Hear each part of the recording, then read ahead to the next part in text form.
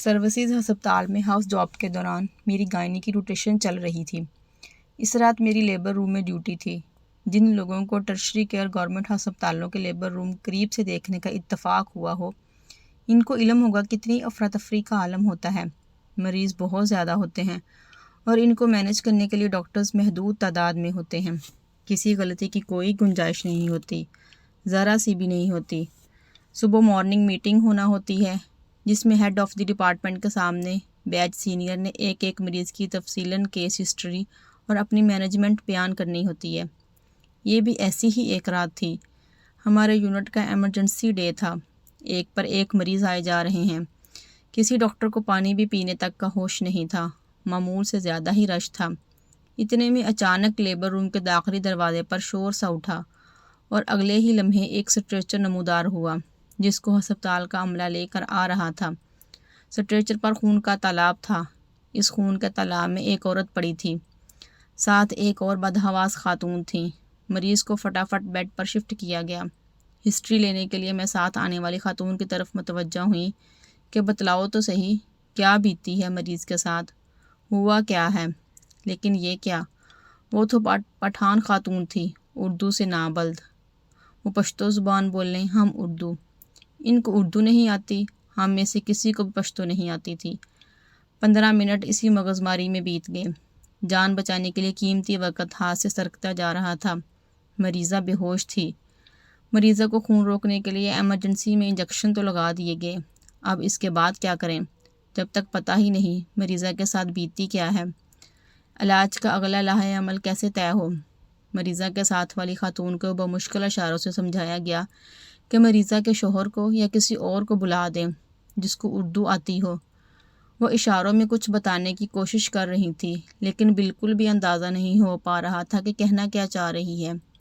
بچے کی پیدائش ہوئی ہے یا حمل ضائع ہوا ہے، یا کیا بیتی ہے اس غریب بیچاری عورت پر جس کا خون ندی کی طرح بہہ رہا تھا، رکنے میں ہی نہیں آ رہا۔ ڈاکٹروں کی پوری ٹیم موجود، لیکن کریں تو کیا کریں؟ مریضہ کے بلڈ گروپ تک کا نہیں پتہ، خون لگائیں بھی تو کیسے؟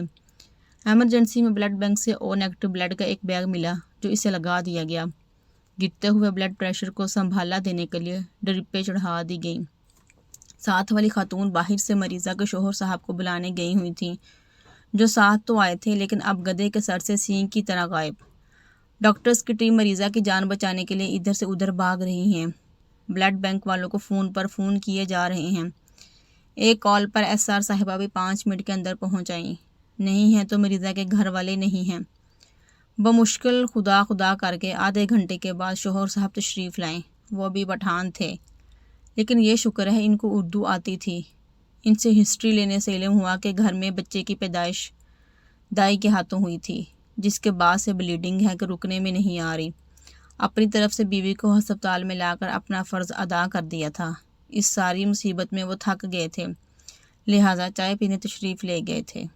ایس آر صاحبہ نے کال پر کسی کیس اسسٹنٹ پروفیسر صاحبہ سے ڈسکس کیا اور ایمرجنسی میں مریضہ کا یوٹرس نکالنے کا فیصلہ کیا گیا، کیونکہ جس طرح سے خون بہہ رہا تھا مریضہ کی جان بچانے کے لیے یہ ضروری تھا۔ فٹافٹ ایمرجنسی میں مریضہ کے ضروری ٹیسٹ کروائے گئے۔ اتنی ہی دیر میں اسسٹنٹ پروفیسر صاحبہ خود بھی آ گئیں۔ اس وقت رات کے تقریباً 2 بجے کا ٹائم تھا اور سخت سردی تھی۔ وہ اپنے گھر سے اتنی دور سے آدھی رات کو صرف ایک مریض، ایک قیمتی انسان کی جان بچانے کے لیے آئی تھیں۔ آپریشن شروع ہوا۔ مریضہ کا پیٹ چاک کیا گیا۔ اندر کا منظر بہت بھیانک تھا۔ بچہ دانی بری طرح سے کٹی پھٹی تھی۔ خون بری طرح سے بہہ رہا تھا۔ مریضہ کو دونوں طرف خون کی بوتلیں لگی ہوئی تھیں۔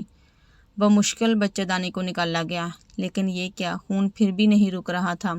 مریضہ DIC میں جا رہی تھیں۔ آخر کار فیصلہ کیا گیا کہ اندر سے پیکنگ کر کے پیٹ بند کر دیا جائے اور 3 دن بعد دوبارہ پیٹ کھول کر پیکنگ ریموو کی جائے۔ پیکنگ کی گئی، پیٹ بند کر دیا گیا۔